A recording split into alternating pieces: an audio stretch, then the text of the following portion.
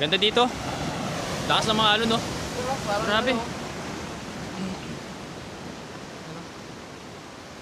Tayo na. Lakas ng alon.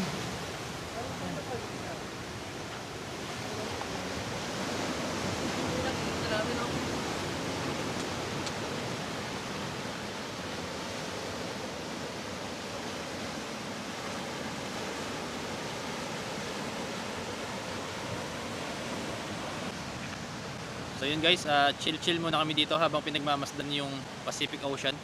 Napakaganda mula dito sa dalampasigan ng dalugan or yung Tibo Tidal. Yan. Tapos dito kami nakaharap.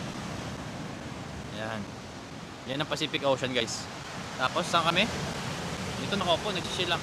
Yan pala si Pare Makoy. Par, shout out.